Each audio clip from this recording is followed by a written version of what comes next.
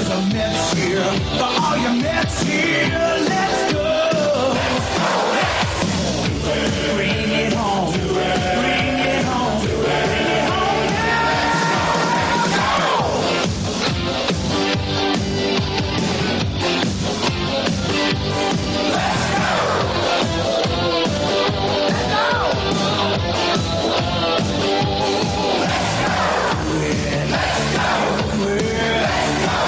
Make it happen. There's no stopping us now. We're gonna do it again. It's not a question of how. It's just a matter. It's just a matter. It's just a matter of Hello again, everybody. Joe Piscopo, Shea Stadium. The big story. Mets 86. Exciting, thrilling, awesome. Let's take a look.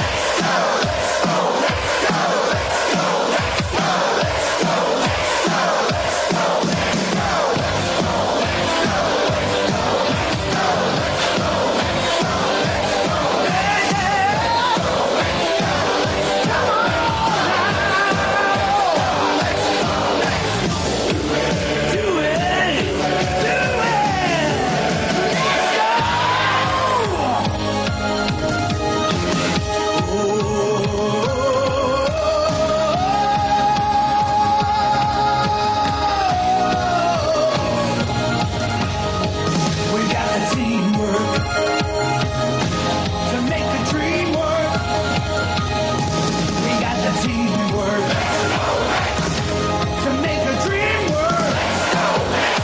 We got the teamwork to make the dream work. Ooh, we got the teamwork to make the dream work. We're gonna make it this time. We're gonna take it home.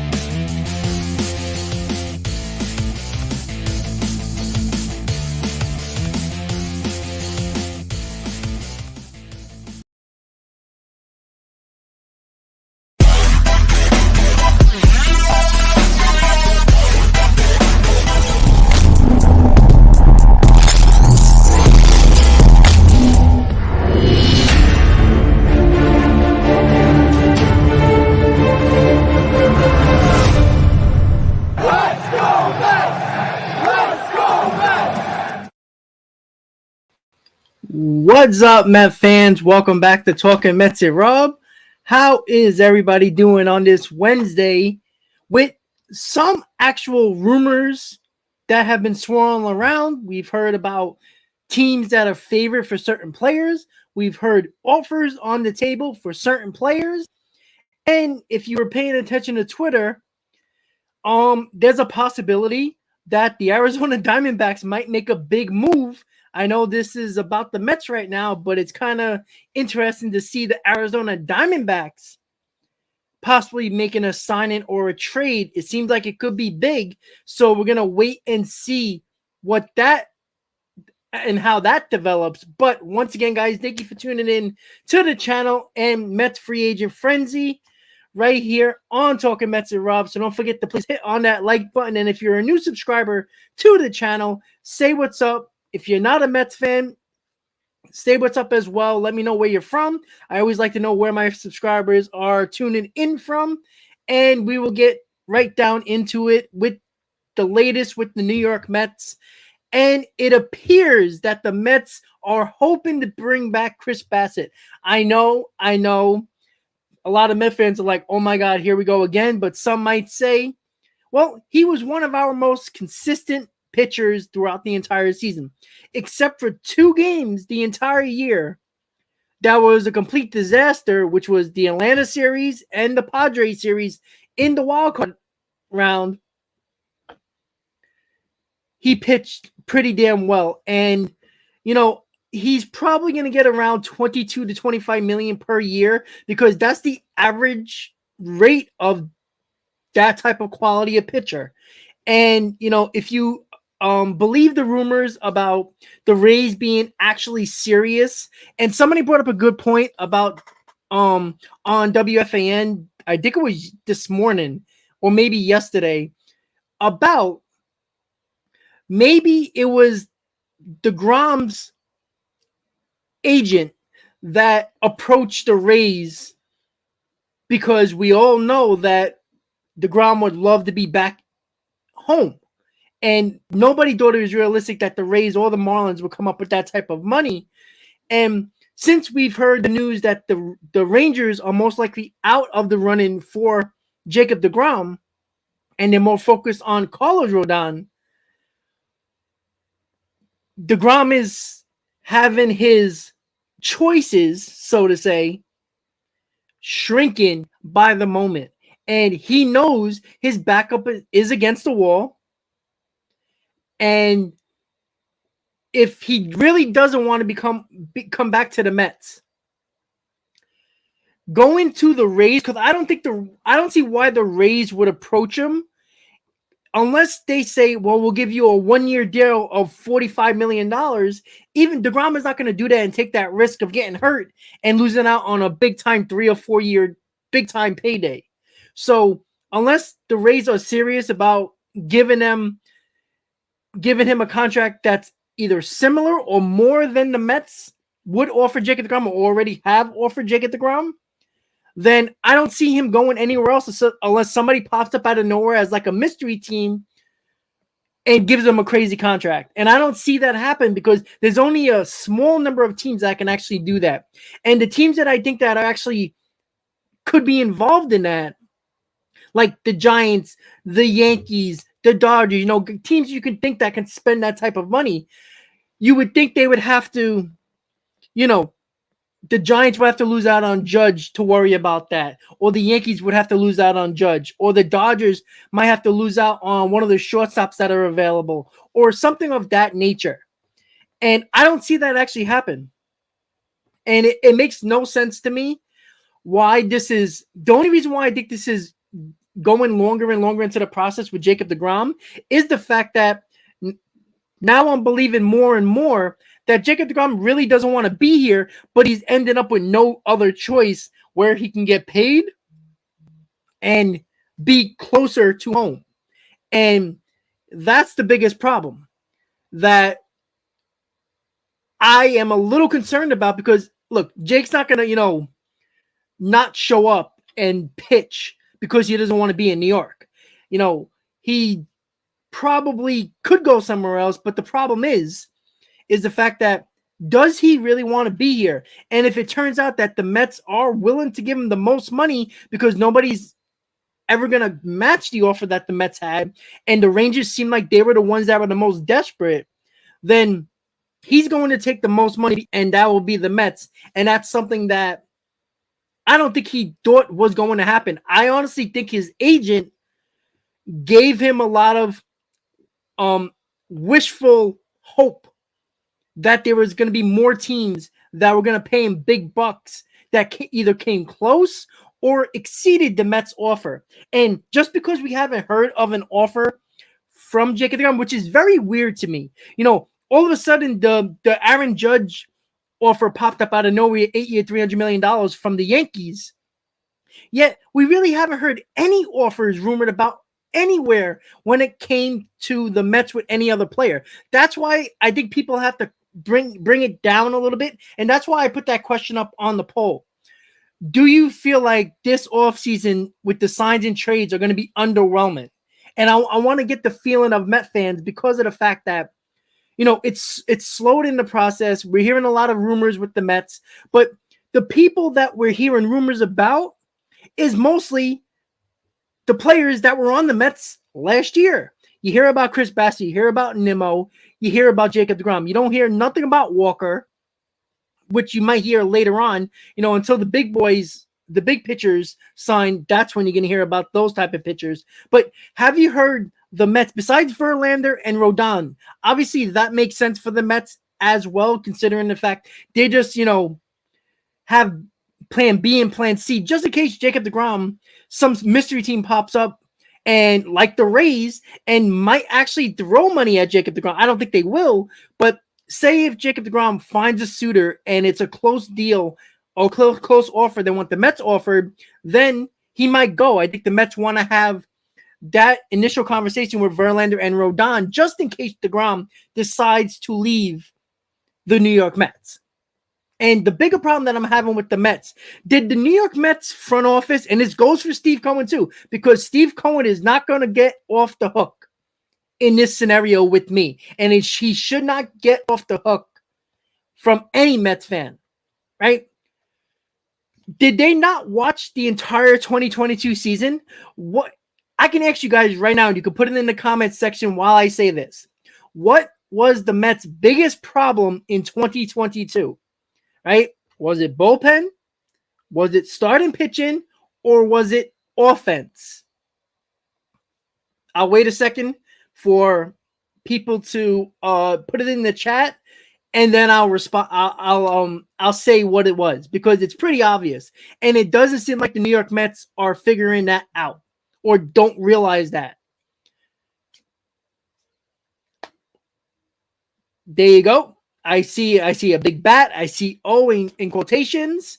Offense from Hebrew. Daniel says, Daniel, I don't agree. Pitching wasn't the issue.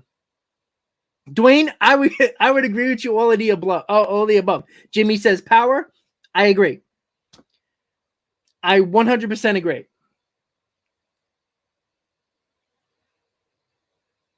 Well, Tylee, I agree about the state tax, but again, if the Mets are willing to pay $45 million, say, per year for Jacob deGrom, even if the Rays say, well, we can give you 30, well, I know they take a ton of taxes away, but it's not even close. It has to be closer than that. And I don't think the Rays are going to go 3 or 4 years. They're probably going to say, hey, we'll give you 2 years of $100 million. And Jacob deGrom is not going to take anything less than 3, because he can't be confident that he can stay healthy for that long to gather another contract or get another contract like Scherzer did at the age of 36. So we just don't know. So, and yes, guys, that's what it was. It's the offense. That was the big problem with the Mets. The Mets struggled in September because they could not score runs. The biggest problem in Atlanta, yes, the pitching sucked. But they were in 2 out of the 3 games where they could have came back in situations where they had runners on base and in scoring position. Well, guess what? They couldn't get those runs in. And you know what? Even if your team is struggling,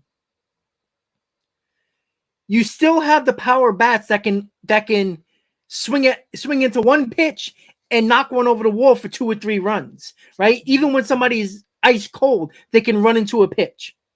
So the thing with what frustrates me is the fact that we had to rely on the 4, 5, 6 hits in a row because there was no power bats besides Pete Alonso that you can count on and say, you know what, that pitcher is going to be afraid of him. So maybe they'll try to, work the count, pitch around a certain batter before the big power bat. After you got through Alonso, there was like, all right, well, maybe we can get this guy into a double play.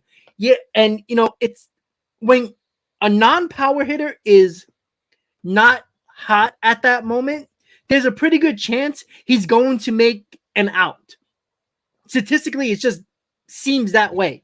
And the Mets in the first couple of months were putting those hits together 4, 5, 6 in a row, scoring 2 or 3 runs in that situation, but it wasn't the power bats that we needed. And I feel like the Mets are going down that same path. Like, I wasn't mad last year in the offseason when they got Bassett and Scherzer, because we were a little bit, in the top part of the rotation, we had an issue with that. So you wanted to bolster up that rotation. And, with Marte and Canna and Escobar, I thought Escobar was going to be a 25 to 30 home run guy. And he really didn't have that until started to hit in September. So there's a lot that goes into it, and I don't understand why the Mets are so focused on pitching, starting pitching for that matter, and so focused on that when teams like the Braves who can re-sign Swanson, the Phillies who seem like they're going to be the favorite for Trey Turner. Why would you stay back on the offensive front and so concerned about the pitching when look who made the World Series this year, right? The Astros and the Phillies, right? Let me know, besides Verlander and maybe Valdez, right? 1-2. And the Phillies, the same thing with Nola and Wheeler. I don't think Nola's that good. He's a good pitcher, but let's be honest, in a really good rotation, he'll be a number 3 at best. Here's the problem. What was it that got the Houston Astros to win a World Series, and what got the Phillies to the World Series, right? They scored the most runs in the playoffs in 2022, the Phillies. They scored a ton of runs, and you know how most of their home runs happened? Via home runs. You know how they lost the World Series? They stopped hitting home runs and struck out a ton in the World Series. And Grant, exactly. I was just going to bring up that point. It was hitting, power hitting, clutch power at bats, and bullpen. That's what I want the Mets to do. I want them to get. Now, granted, there's not a lot of power bats, if any, except for maybe one, and maybe you can squeak in 2. Aaron Judge is the power bat. And if the biggest concern was the power, then Aaron Judge makes the most sense for the Mets position player wise. But they're not going to do that, right? So if they're not going to do Aaron Judge, what's the next best thing, right? Try to have a more dynamic lineup where somebody that can hit you 20 home runs and steal bases, and that line drive in the gap that's usually a single can turn into a double and get a runner in scoring position. That's Trey Turner, right? If you want to talk about a little bit more power, you'll talk about Carlos Correa, who's been clutch in his career in the postseason. And that's somebody you have to look at as well. So, and these are all shortstops, right? We know that Trey Turner could play center field, but look, I'm a big proponent. I said this over and over again, and I've got killed in comments over and over again about Trey Turner. I am saying I don't care if the Mets bring back Nimmo, DeGrom. I don't care if they get DeGrom and Verlander. All that does is the same issue it's going to bring back last year. We pitched well, and we couldn't score effing runs when it counted the most in the dog days of summer in August into September, and it trickled down into the wild card round. That's what I don't want. And, I don't care if DeGrom leaves and we get Verlander, or DeGrom leaves and we get Rodon, right? We're going to get good pitching. We're going to have a decent to solid bullpen, and we can't score runs, right? Look at the month of September. I went back at it. In the month of September, the Mets runs per game dropped a full 1.5 in September than any other month, right? April, May, and June was the most. They were scoring between 3 and 4.5 runs per game, right? When it got until July and August, it went down a run. And then in September, it went down to a 1.5. So we were scoring around 2.5 to 3 runs a game. And even though that sounds good, not when you're playing teams that can hit a 3-run homer, that can, get a couple of men on and hit a couple of home runs. And that was the biggest problem. That's why we lost to the Braves. The Braves didn't really get 4 or 5 hits together in a row. It was the long ball, right? We know who it was. It was Olsen. It was Swanson. It was Acuna, right? It was this on and on. It was home runs that killed us in that game. But when the Mets got people on in that Braves series at the end of the year, some of these guys weren't hitting to the back of their baseball card in that month of September, and they were struggling a little bit. Well, guess what? When a non-power hitter is struggling, they're usually not going to, have one swing in the bat and knock one over the wall, except for Alonso. So when Alonso's not up, he can hit a mistake. These guys that are hitting 15, 16 home runs are not power hitters. They're going to hit, they're going to probably get into an out, or maybe get a base hit. And it just seemed like it was a trickle-down effect where more people started to struggle, and it just went down the lineup. And every time Alonso came up, it seemed like he was squeezing the bat a little tighter because he knew if he didn't hit a home run, this team wasn't scoring 2 or 3 runs or 4 runs in a game. And it turned out to be a problem. And it ended up being our demise.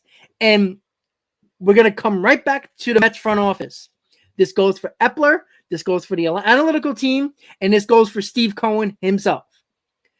It does not make no sense that, like, I get it. You want to get one of these starting pitchers, but it's not like Jacob deGrom is the only ace or big-time pitcher on the market. If deGrom was the only one that was worth going after, and there was everybody else was like Bassett type of pitcher and below, like a B pitcher and below, I can see you have to focus on Jacob deGrom. But Jacob deGrom, as much as we love him and you want him to be a Met for his entire career, right? It's not the end of the world if the Mets don't keep Jacob deGrom, because I can assure you that Verlander, who just won the Cy Young by the way at 40 years old, not saying that he's going to win a Cy Young again because the American League was a lot weaker than the National League, but if he pitched to an under 2 ERA, if he pitched to a 2.8 ERA or even a 3 ERA, that's basically not that bad, because at the end of the day, we saw what happened with the teams who supposedly had the good pitching, right? The Dodgers, the Braves, the Mets in the postseason. And they were the ones that got knocked out before the NLCS or the ALCS. So that's the problem that I'm having, because the two teams that were in the World Series had a really good number 1 and a good to decent number 2. Wasn't great. They were good. And it came back to the fact that the offense of both teams, the way the Phillies got to the World Series was power. The way the Astros beat up the Yankees was power. And the way they won the World Series was power, right? Huge home runs, clutch home runs. That was how the Phillies got to the World Series and how the Astros won the World Series. Yes, pitching helped, but there was a ton of runs scored in this playoffs. And I don't care how good your pitching was. It seemed like this 2022 playoffs was all about the runs. And the Mets struggled in September, and it went right into the wild card round.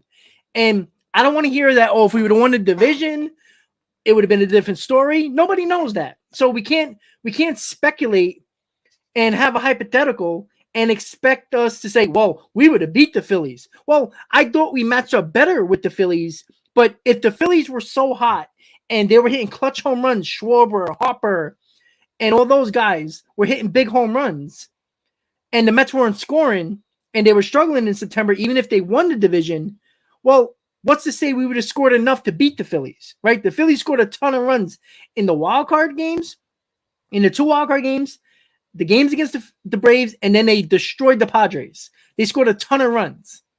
And in the first 2 games of the World Series, they scored a ton of runs. After that, they didn't. But it's amazing to me that the fact that, Jimmy, if the Mets went crazy in pitching, they said, all right, we're going to sign deGrom, Rodon, and Senga. Great. We'll have a great pitching staff. But that great pitching staff that we supposedly had last year, everybody said, oh, we're going into the Braves series, up a game. We got deGrom, Scherzer, and Bassett, just what the Mets needed. And guess who fell apart? The pitching. And it's not like, besides one game, every other game was a close game. In 2 out of the 3 games in the Braves series, when the Mets were going into Atlanta up 1 game, all they had to do was take 1 game. 2 out of the 3 games, they were in the game until the last couple of innings. They could not score. It was not the pitching. And that's why I'm saying you don't need great starting pitchers. Like, okay, you need an ace. You need a stopper, right? When you're struggling, you need that guy to get that win, right? You got that in Scherzer, right? Even if you don't keep deGrom, I can assure you Rodon he's not Jacob deGrom when healthy. But can Rodon win 15 games and have a 3 ERA and have a really good season? Yes. The same thing goes for Senga. Nobody knows what Senga is going to have. We know that the The Dodgers offered him a contract. I believe the Mets offered him a contract. Supposedly, I think everybody's waiting. Like tomorrow's Thursday. I don't know what's going to happen. I think a lot of the players are going to wait till the winter meetings. I think this is set up perfectly for the winter meetings. Remember, there hasn't been a winter meetings since 2019 because of COVID and all that nonsense. So that's the thing that I think is going to happen. I think DeGrom's going to sign into winter meetings, Judge, and then I think one of the big shortstops are going to sign at the winter meetings. And of course, bullpen arms are probably going to come off the board as well. So it's going to be a big winter meetings. And don't worry, starting on Sunday, 1 p.m. That's right, 1 p.m.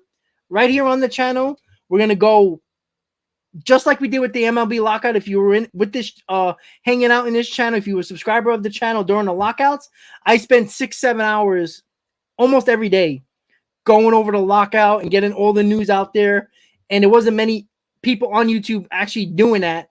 And for the winter meetings, every single day from 1 o'clock all the way until about 5-6 o'clock, we're going to go into that all day. As soon as MLB Network kind of goes away with the cameras at the winter meetings in San Diego, that's what we're going to do. So it's going to be a long couple of days, but it's going to be a fun couple of days. So again, I don't expect, we're going to take breaks in between there, take a little bit of break. I'll probably put on, one of the baseball channels, the SNY is going to have a lot of live feeds from the winter meeting. So I'll have that on and stuff like that, to take breaks, get a drink, get something to eat, stuff like that. Just like we did in the lockout where I turned away for about a half hour or so and then came right back. So once again, the biggest thing, offense, but the Mets seem to be so focused on every pitcher on the market right now. And it's worrisome because okay, great. If we get Jacob deGrom and Senga, nobody would be mad about that. I think that'd be a good idea, right? That would be smart, right? Senga, I think, is a low risk, high reward. If he turns out that his stuff translates to Major League Baseball, well, we got ourselves a stud. But what does that really do, right?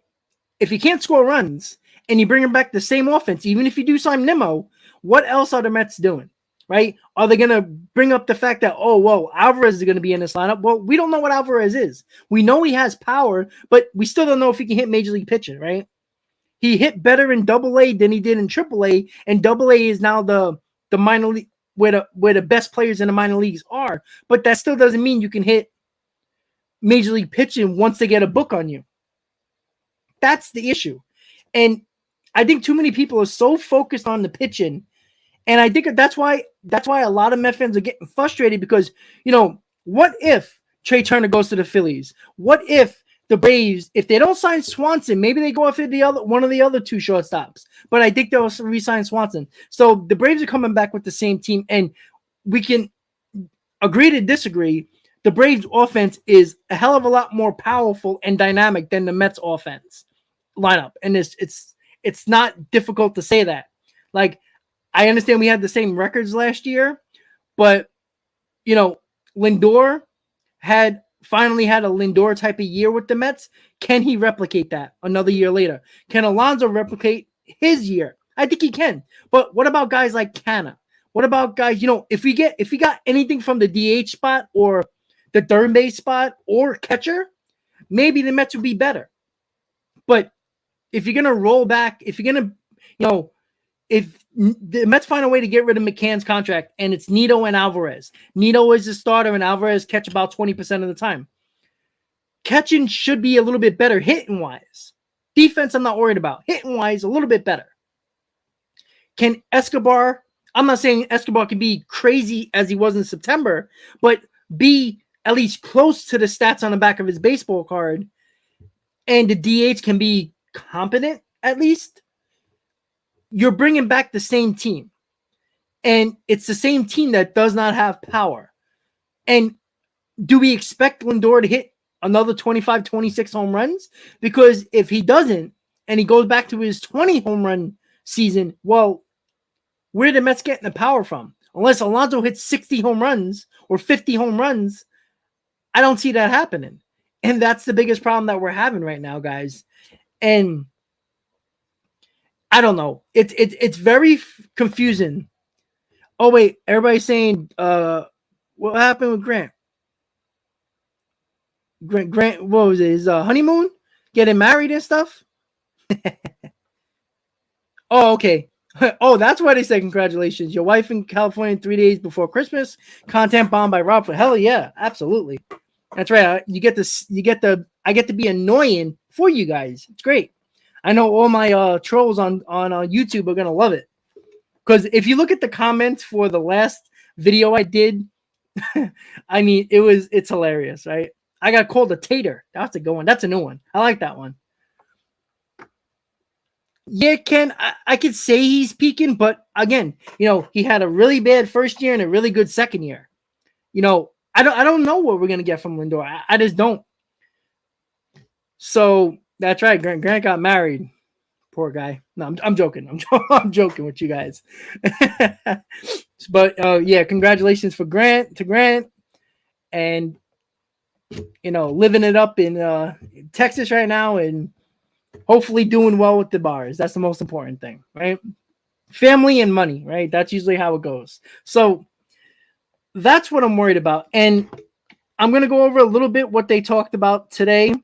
Joel Sherman tweeted, "It's difficult, perhaps impossible, that the Mets will sign one of DeGrom, Rodon, and Verlander and still retain Nimmo." So I just don't get it. Like, okay, great. We get DeGrom back, right? So they're not going to go after Nimmo. Well, I said this over and over again.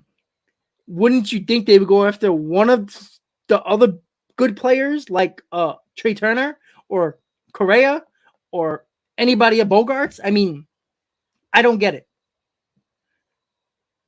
You know what I'm saying? So, like, if that's true, then I don't know what the Mets are doing. Like, how are they getting better?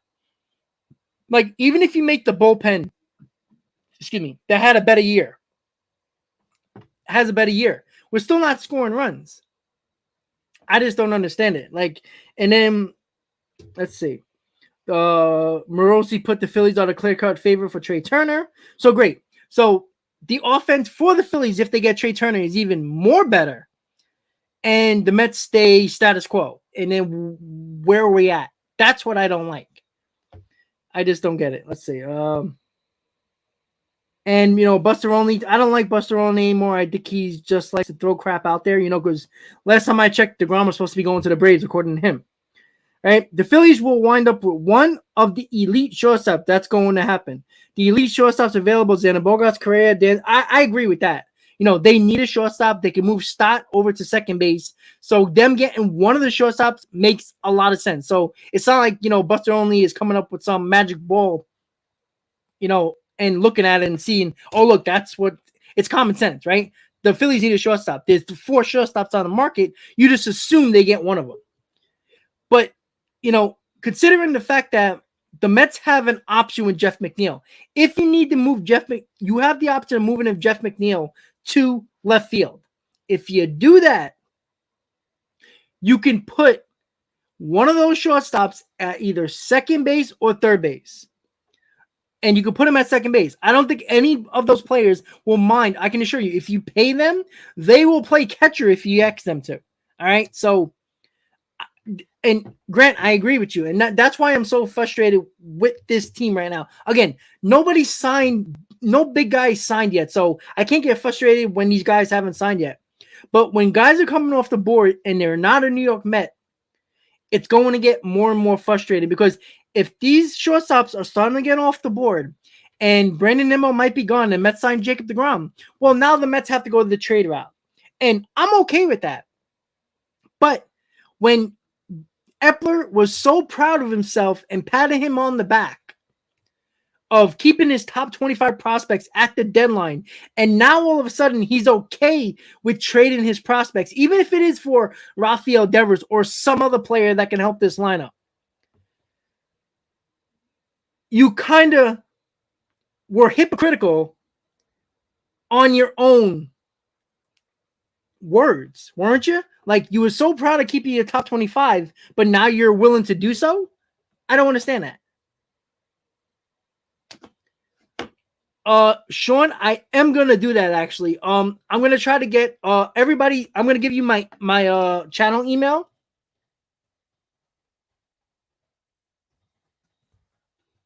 So if everybody could send your name, your first name and last name, and your phone number, I'm gonna make a group chat with everybody who sends me their name and number in the email, so we can talk while we're not on the chat, right? And Joe, I just saw that. I'm gonna repeat it just now. But if you guys want to start a group chat, and you know that thing on Twitter, I forgot what it's called. Jesus Christ. Hold on, give me a second. See, I'm getting old, guys. I'm sorry. Oh Jesus. Let's see. Hold on. The Twitter Spaces, right? You know, where you can have conversation and talk about it like I'm doing here, but just on Twitter. It's a good way to, you know, like recruit on the channel as well. And everybody can have a conversation. You can speak on that Twitter space. So maybe I'll do that once a week or something like that. And, you know, get a little attention towards the channel. So if you guys want me to do that, we can do that as well. But make sure, guys, again, I'm going to pin my email. Where the hell is it? The hell did I do with it? Hold on, guys. I'm sorry. A lot of people are typing, so my email just went out of nowhere. Where the hell is it? Oh, boy. Okay, I'm going to write it again. All right, so there you go, guys. All right, so remember, it's easy. MetsFan813@gmail.com. Okay, if you don't do Twitter, that's fine. I'd rather do a group chat with you guys. It'll be cool to do. Just, you know, if there's like a couple of hundred of you guys, you know, it'll be very interesting. So yeah, exactly, Joe. That's why I think, you know, these decisions, I just think are going to come down to the winter meetings for some of them. Stony, just this is my email right here. Let me write it again. Just email me your name, even if it's your YouTube name, so I have a better idea who you are. Your name, first name, last name, or whatever your YouTube name is. Just put it in the email with your phone number, and then I'll put everybody's phone number together. And everybody can introduce themselves on the group chat, and we'll have that. I do have a couple of already. I think Sean is already on there. I just saw the text from him. So we'll start that group chat. And again, hopefully we get about 40 to 50 people, and it'll be pretty cool. Ken, if you feel uncomfortable emailing you on me, let's be honest. I think I have more emails from you than probably work and everything else combined. Yeah, me and Ken email all the time, back and forth. Not sure why, since, you know, we both have cell phones, but hey, that's what we do. So again, guys, I'm wondering what the Mets are really going to do. Again, I can't get mad at the Mets when nobody has came off the board, and it seemed like the Mets could have gotten him but didn't. It's obvious that they're in. Yes, Tony, message me on Facebook and just send me your phone number, and I'll put it into it. No, Joe, you don't email me, but we message each other a lot on Twitter. So, well, Ken, you could have sent me your number in the 400 emails you sent over the last couple of months. Oh, Sean, that wasn't you. That was another one. Oh, Jesus. Okay, it's another Sean. Jesus. There's another Sean. Okay, well, I'll put him in there too. I'm assuming he's listening. So, so I think Sean, that's the one that can't comment for some reason. I don't know. He's not even blocked. I don't understand why. But Twitter is easier. I'm not gonna lie. But again, not everybody has Twitter, which is fine. So we'll figure that out. Yeah, Joe, send it to me. So again, I don't know what the Mets are doing. I know they're focused on pitching, but, you know, I just don't understand. If they're sitting in a room before the offseason, like when the World Series is going on, and they're sitting in their offices planning for the offseason.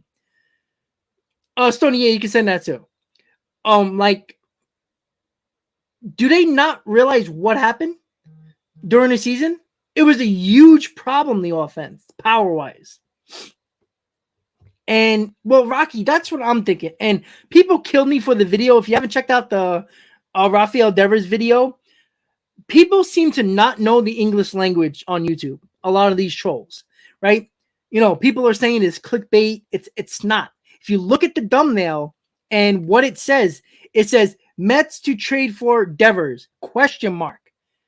People don't understand the English language. When you have a question mark, it's a question to start a conversation, right? That's what a question is, right? To start a conversation and answer it, right? It's not a fact. It's an opinion and it's points. I think people tend to forget that. And I don't know why people don't get it. But like, if you go on YouTube, 99.9% is all clickbait, right? That's how it goes. But it's not clickbait when you read the English language and it ends with a question mark. So that's the whole point, right? So when I say Mets trading for Devers, question mark, it starts the conversation. Does it get you to click on it? Absolutely. But it's not to trick you that the Mets got Rafael Devers. If you can't understand a sentence in the English language, that if it was an exclamation mark or no character at all, special character at all, then it's obviously clickbait just to get you to click. But the whole point of the video was to have a conversation. Look at my trade proposals and say, do you think it's bad or you think it's good? I can take criticism about my proposals, but don't say nonsense and expect me to see. I think a lot of these people think that because the other YouTube creators don't like to comment a lot on other people commenting. I do. I'm not afraid to. If you act like an ass, I can act like an ass back. I don't think they expect me to come back at them, but I do. So once again, if you haven't checked out the Devers video, check it out. Look at the two proposals again. And yes, I know I misspelled receive. I get it. I even put that in the comments, pinned it, but people don't like to read. So there you go. Well, Rocky, see, that's the thing that I'm trying to figure out, because that was one of the reasons why I did that Rafael Devers video, because if the Mets aren't focused in free agency, if they feel like the shortstops on the market want to play shortstop, again, I can assure you they probably spoke to the agents of probably a couple of the shortstops. And if it's known to them that these players only want to play shortstop, then the Mets can't sign those guys. What are you going to do? Have a guy that wants to play shortstop and is going to complain and bitch and moan he wanted to be a shortstop? Why have that problem? So if the Mets know that these shortstops on the market only want to play shortstop, then, and they're not coming after going after Aaron Judge, then, well, yeah, you would think they would have to make a trade. We go back to Billy Epler last year in the trade deadline. He was so happy he kept his top 25 prospects and did not help this team enough. Now it's okay to dig into your top 25 or top 5 to trade for Rafael Devers. Again, I'm on board for that. I will give two definitely in my top 5 and another one in my top 10 if I have to for Rafael Devers.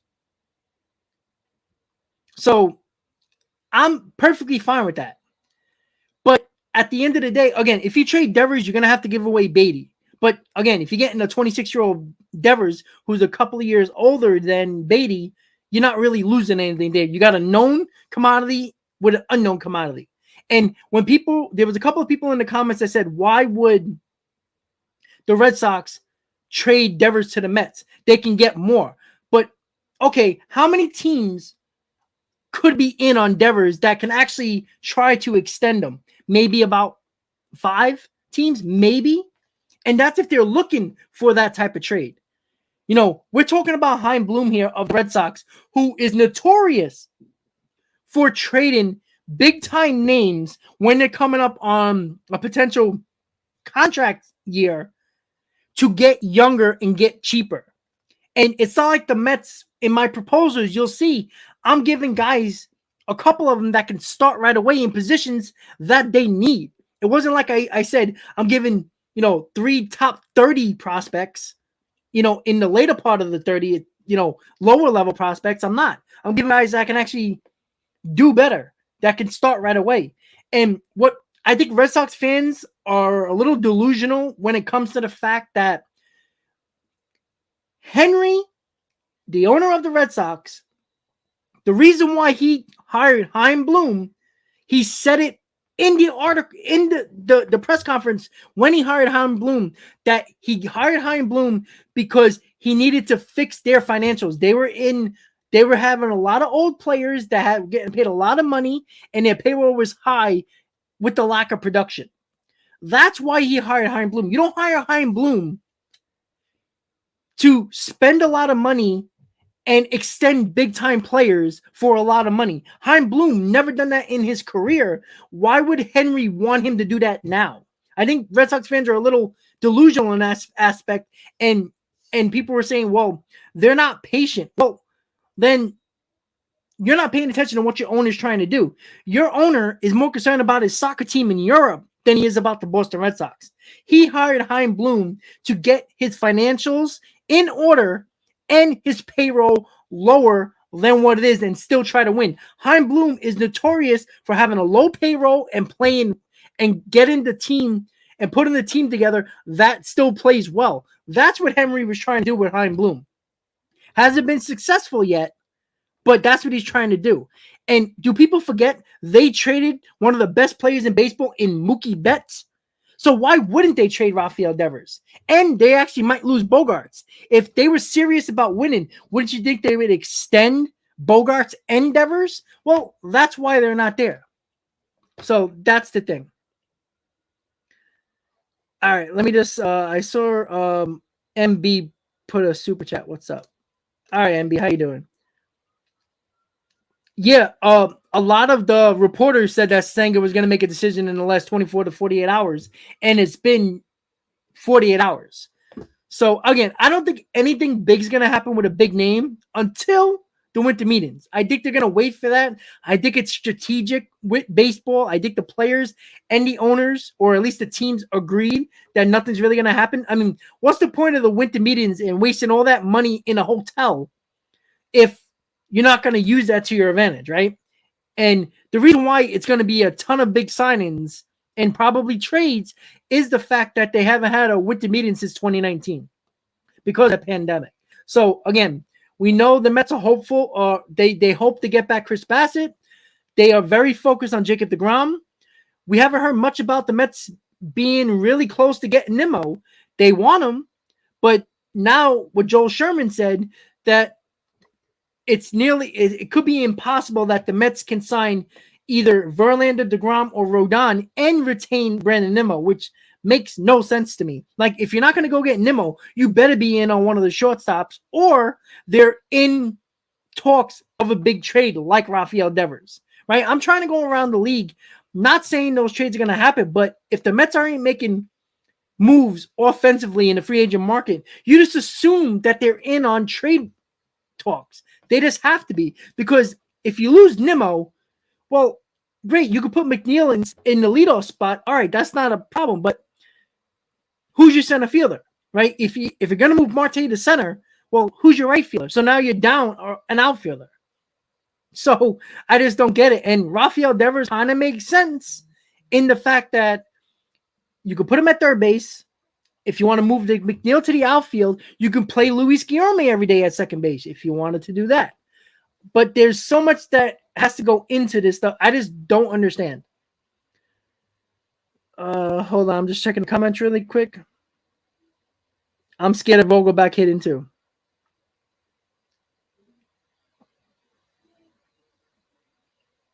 Yeah, they were talking about that on MLB Network, that the 2019 winter meetings was like the first winter meetings in a while that actually had a lot of big names signed. Rendon, Cole, Strasburg, all that. So, yeah, I mean, that's why I think they're focusing in on that. They're not going to have a winter meetings like they had. I think it was 2017 when nobody signed except for a couple of relievers. It was terrible. It was one of the most boring winter meetings that I can remember. And, I think it's going to be similar to 2019 where a couple of big name pitchers come off the board. And I think Aaron Judge is going to sign in one of the big shortstops. Alien, how you doing, man? Mig, I'm not going to say he's pretty good defensively. I'm not going to say I'm an expert. I don't watch him every day. But I looked at his defensive stats, and it's pretty good. Again, he's not a butcher at third base. He's pretty good. I don't think he's won a Gold Glove yet, but don't hold that to me. But I think he'll be okay. But again, it's not all about the defense either. If he plays an average defense, if you guys remember, Escobar struggled at third base in the beginning of the. Remember, Luis Guillorme played a couple of games at third base because Escobar struggled defensively. And if Devers hits 280 and can hit 30 home runs for us, if he gives me average defense, I'll take it. Like, I think we have to give a little to get a little as well. And again, if you look at trade proposal number 2, if you don't know what I'm talking about, Johnny, I wouldn't be wrong. I wouldn't be necessarily against that, to be honest with you.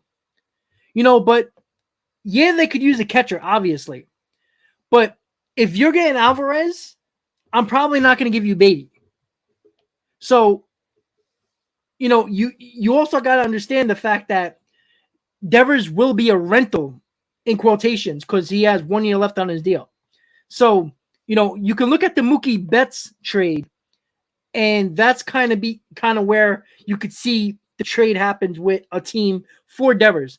Again, I don't see Chaim Bloom budging on what they think Devers is worth. I don't think they're going to budge. I think Devers is in the driver's seat. He does not have to sign that extension. If he thinks they're lowballing him, he'll wait until free agency and make a ton of money more than probably what the Red Sox are going to offer. So you have to look at it that way as well. They might want Alvarez, but you also have to understand, like, would the Yankees trade for Rafael Devers? Probably not, because they got Peraza and Volpe, who are probably going to be their infield of the future. And they kind of got a logjam in that left side of the infield. You can look at the Dodgers. I don't see the Dodgers doing that, but they could. Are the Dodgers going to do that and spend more money? I don't know. And, you got to look at where the Red Sox can go. And when I proposed the trade, if you haven't looked at it, I'll give you my trade proposal too. I put Ronnie Mauricio and Brett Beatty, 2 guys that can fill into your shortstop. Ronnie Mauricio, who has been killing it in the Dominican Winter League and has been getting better and better each and every year in the minors. He can fill that gap that Bogarts is leaving. Beatty, same thing, can fill in to Devers' spot. Again, nobody knows how these prospects are going to end up. But let's be honest. Mookie Betts was traded for Verdugo and a bunch of people. And I'm still waiting on, Verdugo is a good player, but he's not Betts. And you see, that's the problem. And that's the problem where I think the Red Sox are going into a problem, because if the teams know that Devers is not going to sign that extension with the Red Sox are in a bind. Are they going to keep Devers and risk losing him for nothing? Chaim Bloom is not that type of guy.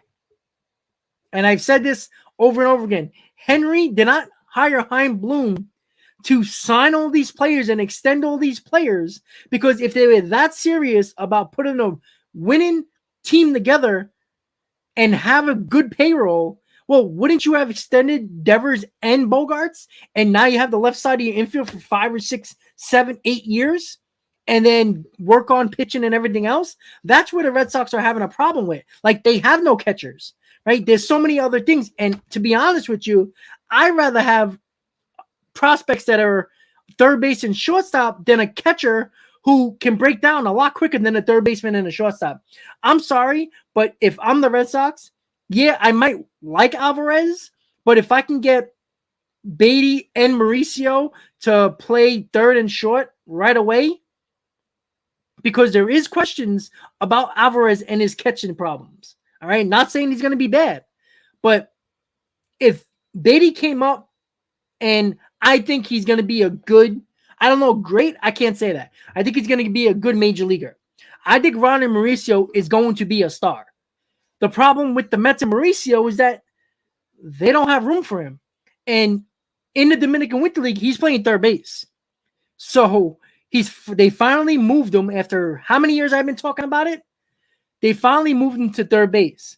Now, what does that tell you? Does that tell you that they want to get his value even higher?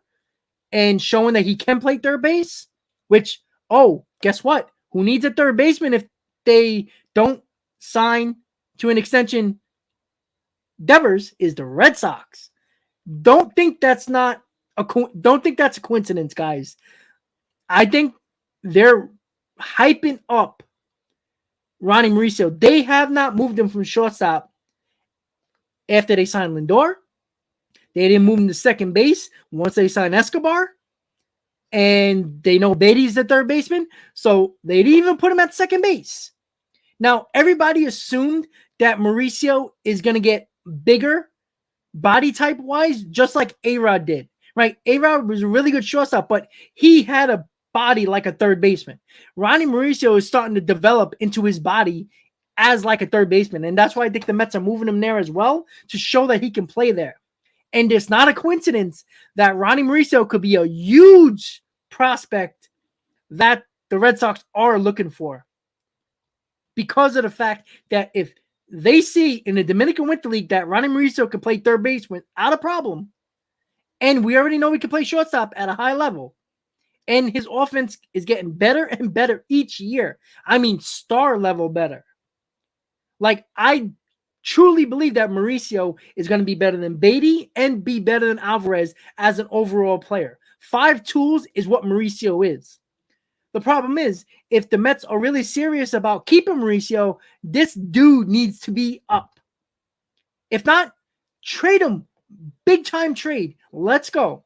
Listen, we just drafted Parada and Williams, who are going to be in the top 5, definitely in the top 10 in our prospect list. And I'm okay with that. Like I said, if the Red Sox are going to hold up the deal because they want Alvarez, I'm fine with that, because I think Parada is the better catcher. And he'd probably be not as much power as Alvarez, but I think Parada is going to be a good major league offensive player, and he's already defensively way ahead of Alvarez. So Parada might be that catcher of the future for the Mets. And I think the Mets believe that as well. Like, you don't you don't draft one of the top catchers in college when you have the overall number 1 prospect in Major League Baseball as your catcher. That was a telling sign. And that's why I thought when that draft happened that the Mets might have been serious about trading Alvarez, because they knew how good Parada was. That's another thing as well. So, and that's the other thing. So there's a lot to look into when it comes down to what the hell the Mets are going to do. Are they focused on pitching because they have ideas of big blockbuster trade or two to get those bats? Again, it doesn't align with what Epler talked about during the trade deadline. Now, was he patting himself on the back? Like, I don't think you can be at the trade deadline in 2022 and worry about the 2023 offseason or 2022 offseason. I don't think you can think like that. Maybe that's the way he thinks, but all we've heard about with rumors with the Mets have been pitching. All 4 we heard so far, or 5. Senga, Bassett, DeGrom, Verlander, and Rodon. We haven't heard anything about the offense. We heard nothing about Judge, which I think we mostly assumed that was going to happen. And we haven't heard anything about the shortstops. We heard early, right after the World Series was over, Joel Sherman, Ken Rosenthal, and Andy Martino, all of them said that they've heard with their sources inside the organization that the Mets internally talked about Trey Turner during the 2022 season about possibly going after him in the offseason as a free agent. So what the hell are they doing? If they believe that if they've heard from their agents that the shortstops on the market want to play shortstop and they're not going to budge from that, then, okay, I see the Mets don't really have a choice to go after him. What are they going after him for? Okay, fine. But you need help in this lineup. And if Joel Sherman's tweet is true, that he thinks it's nearly impossible for the Mets to sign one of the big pitchers in Rodon, Verlander, or DeGrom, and if they do that, if they get one of them, that they're probably out on Nimmo, that just tells me they got something in the works just in case Nimmo's price goes drastically higher than the Mets are willing to go. And that's why I think Nimmo is gone, because I think Nimmo is going to get between 130 and 150 million dollars because there's about 6 teams that are interested in him. And I can assure you, if the Mets thought they had a really good chance of getting Nimmo, I can assure you it's going to be less than that. So that's the problem with the Mets right now. Are they focused on the trade market?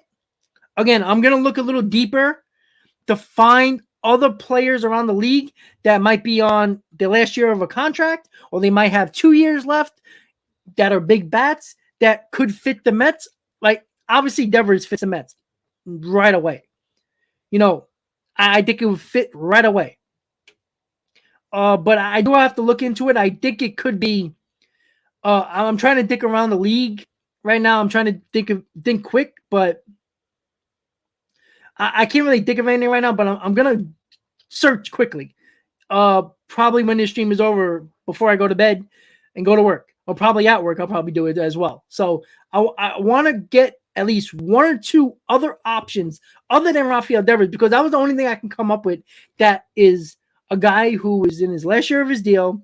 It seems more and more that the Red Sox, yes, they got closer with an extension with Devers, but again, if Devers doesn't get exactly what he wants, why would he sign?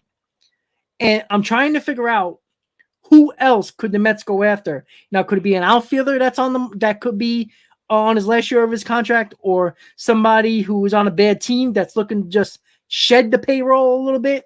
That's somebody you got to look at as well. I'm going to look into that. And I'll probably do a video about 1 or 2 of those guys, and they probably won't be as good as Devers, but they might be good enough. And we'll see. MB, where is Sanger signing?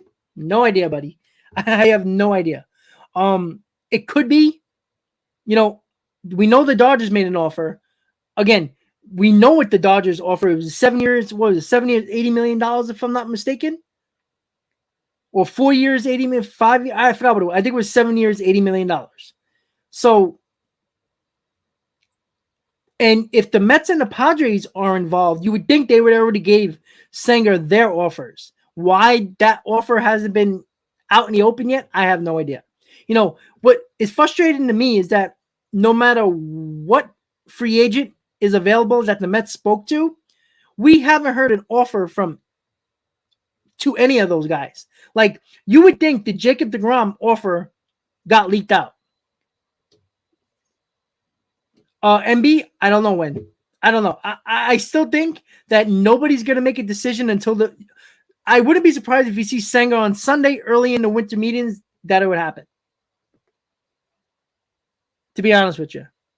I could be wrong, but I feel like they want the anticipation to go into the winter meetings because all eyes will be on the winter meetings. Again, first time since 2019, they want splashes. They want big news.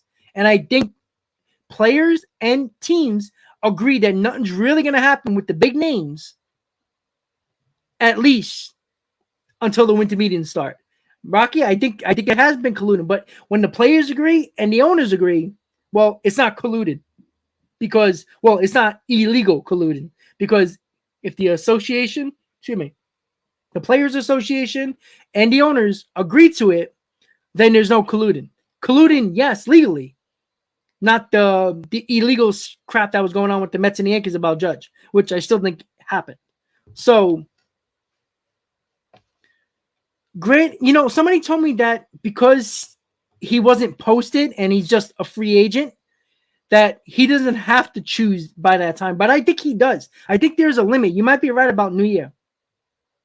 Joe, let's bring in Nolan Ryan. He'll probably pitch better than half the Mets anyway. So, but again, I don't think Sanger's going to waste time on that. Look, we know what his market is. There's probably about 4 or 5 teams that are in on him that he spoke to that are really interested. Offers have to be coming in. Like, this is why I don't understand a lot of the reporters. Joel Sherman, Cam Rosendahl, Morosi, Martino only. All these guys are coming up with so much bullshit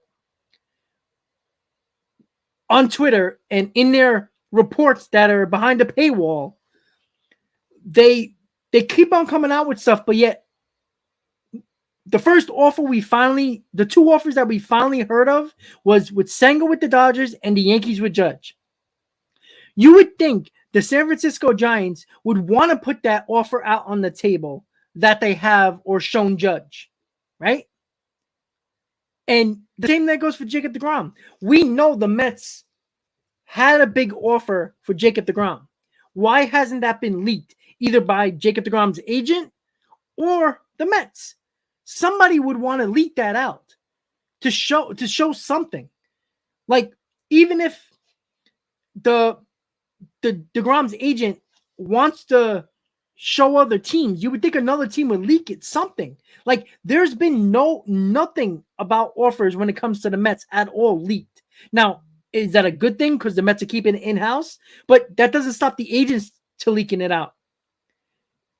So I don't know what the Mets are doing, and it's frustrating because, well, as a fan, I want to know what the hell is going on, and there's nothing on the Mets front except, well, they spoke to this guy, they spoke to that guy. There could be an offer for Senga from the Mets. They might have already offered it to him.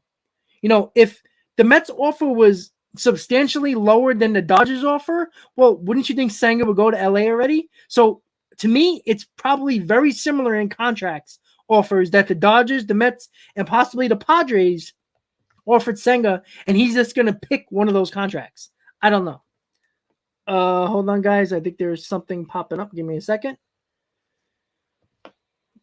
All right, John Morosi. Oh, wait, hold on. You see, what's the funniest thing? I was just talking about other players, and I want to thank Joe for this, by the way, to sending me this, that the Mets could trade for, and that guy is Brian Reynolds of the Pittsburgh Pirates, a guy that we know the Pittsburgh Pirates are cheap. They want younger players. Brian Reynolds is going to get paid eventually. Somebody thought I do. That's rough. I like Kevin Parada. That's a horrible trade. I agree. I'll give you the mock trade. All right. So Jenny Mets report. I think a lot of you guys follow him on Twitter. The Mets received Brian Reynolds. The Pirates received Kevin Parada, Alex Ramirez, Mark Vientos, and Don Hamels. 3 of the top 10 prospects and 1 that is a number 12 prospect in Hamel. I wouldn't give that much. I don't think you have to give that much for Brian Reynolds, but that's an option, right? He could play center field. You don't have to pay Nimmo the big bucks. You got Marte in right. You still have Connor in left. Brian Reynolds is a 280 hitter. Got some pop. That's not a bad trade. Again, I don't really like him a lot, but, this deal should be for Devers, right? Parada, Ramirez, Vientos, Hamel. Wouldn't you want to give that up for Devers rather than Reynolds? I think you can get the Pirates Reynolds for cheaper than that, to be honest with you. So that's something that's a mock trade. So again, I'm going to do a video now on Brian Reynolds and come up with my own trade proposals, and you guys can check that out. I think that's too much for Brian Reynolds. If you told me if that was for Rafael Devers, I might have to think about that, to be honest with you. So, but that's where we're at when it comes to the Mets, because people are believing right now that the Mets might be involved in trade discussions with the big bat instead of the free agent market, which I'm okay with. Again, this team is a win now team. We're one of the oldest teams in the league. This team had a 3 to 5 year, 2 to 4 year window, as I said last offseason. This is when you have to focus on, look at the starting pitching. If you re-sign Jacob deGrom to a 3-year deal, say, that means you got Scherzer for 2 and deGrom for 3 in the older years of their lives, right? So there's no guarantee that they're going to be anywhere near what they were after them contracts. So you got that time period to do what you have to do. So I do that. The hell with prospects. All right, I'm sick of them. They ain't doing nothing for me, all right? Last time I checked, the Mets prospects haven't helped us out last year, and not saying the Mets helped that cause the way they brought them up, but again, they didn't help us enough or at all. So I don't know. So John Morosi, this is not about the Mets, but it's his sources says Guardians among the most active suited for athletics catcher Sean Murphy. That kind of makes sense. G-Man, thank you, buddy.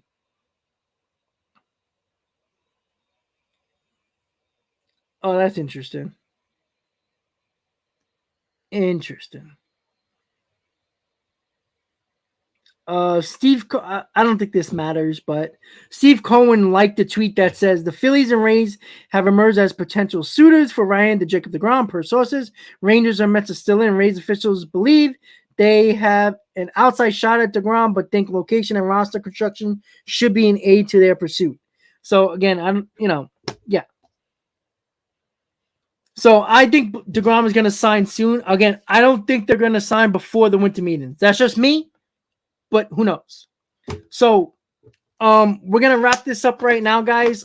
So once again, the Mets seem to be very focused on the free agent market in regards to pitching, right? Starting pitching. Again, I could see deGrom Senga. I can't see deGrom Verlander or the combination of deGrom, Verlander, or Rodon. I don't think 2 out of the 3. I think they're going to get one of those 3 and Senga. Or if they don't get Senga, probably re-sign Chris Bassett, which I'm not necessarily happy with, but he was really good for us, and I can't kill the Mets for doing that. So there's something that we would have to look at. So if the Mets are so focused on the pitching market and free agency, and if Joel Sherman's tweet is correct, that he believes that it's nearly impossible that the Mets can sign one of the 3 big pitchers in Rodon, Verlander, and deGrom, and it would mean that they're out of Brandon Nimmo if they sign one of those pitchers. It just makes me believe that they're in trade talks or are going to start talking, or maybe they already are, but get involved in trade talks for guys like Brian Reynolds, Devers, maybe another power bat or big bat that can help this lineup. We'll see. With the meeting start Sunday, once again, guys, on my YouTube community page, I will put a schedule up for the start of the winter meetings when I'm going to go live, and we're going to go from there. So there won't be a stream tomorrow. If there's any breaking news regarding the Mets, I'll pop on live either on my phone or at home, wherever I'm at. Breaking news, I will go live if the Mets decide to sign or do a trade. I will go live, or if it's a small move, I will go on YouTube Short and put up a YouTube Short. So at the moment, if you're just tuning in, the Mets are focused on Jacob deGrom. They're hopeful to get Chris Bassett. Senga is still a question mark. At the moment, we think that the Mets have an offer on the table for Senga. It kind of makes sense that they do, because you would think if Senga had 1 or 2 offers, you would think he would have made a decision by now. I think he has multiple offers from like the Padres, the Dodgers, and the Mets, and he's going to make a final decision soon. So the Mets are heavily involved in a lot of pitching, but not necessarily offense, which, again, makes me believe they're in trade talks with other teams on the trade market. Again, who that is, who the hell knows? Hopefully we get that to come to a head at some point. We shall see. So once again, guys, I will see you. Let's see. Tomorrow is Thursday. I'll probably do a Mets free agent frenzy on Friday.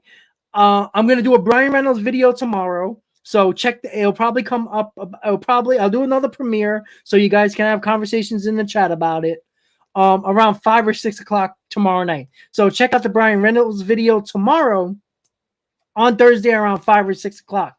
So make sure when you hit that notification bell, so you get the notification when that video goes up, so you can hit on that like button. You can talk in the chat early before the video starts around 5 or 6 o'clock. So once again, guys, let's see what the Mets do. Heavy on pitching, nothing on offense in the free agent market. We'll see where that takes us with our New York Mets. Once again, guys, thank you for tuning in to Mets Free Agent Frenzy right here on Talking Mets at Rob.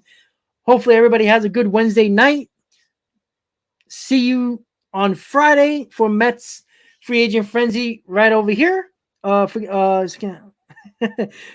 Transistor, you got my email, right? Before we do that, if you just click on my channel logo, it'll take you to my channel, and I'll have the join button there if you want to do it that way. It's a little bit easier.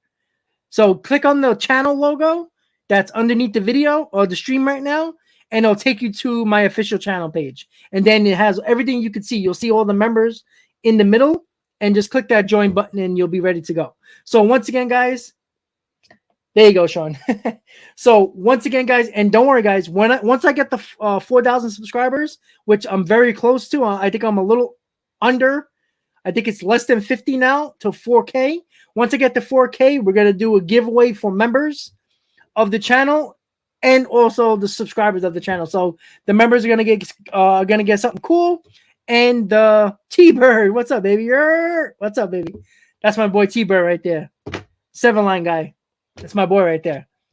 Yo, T-Bird, I hope you're going to the QBC on Saturday. I'll be there. So once again, guys, make sure. Yeah, transition is probably better to do it on a desktop, to be honest, or a laptop. Probably be a little bit easier. So once again, guys, maybe. Okay, T-Bird. So if you go, I'll see you there. So T-Bird's the man. So once again, guys, make sure. Yeah, Sean, I'm gonna start doing that. I'm probably gonna put up a link on the. I'm gonna pin a link to my live streams or my videos to pick the join button. All right, no problem. So once again, guys, I'll see you on Friday for Mets Free Agent Frenzy, and tomorrow, don't forget to check Brian Reynolds' video, possible trade for the New York Mets. Tomorrow around 5 or 6 o'clock, most likely 6 o'clock. So everybody have a good night. As always, let's go Mets. I'll see you next time, guys.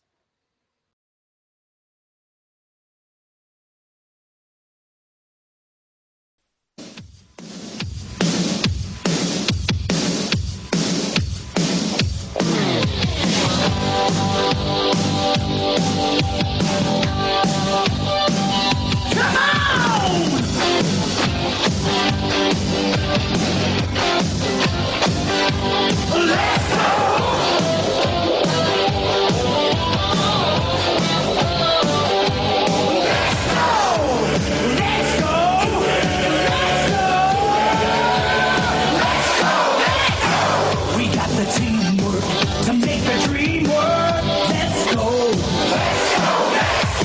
We're gonna make it this time. We're gonna take it home. Let's go. Do it. Do it. Make it happen. Where there's a middleman, you'll find a Mets fan. Let's go. This is a Mets year for all your Mets here. Let's go. Bring it home. Bring it home. Bring it home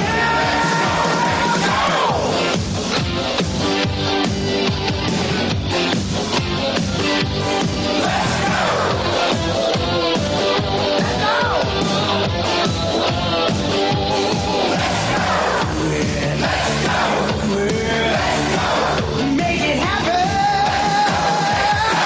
There's no stopping us now. We're gonna do it again.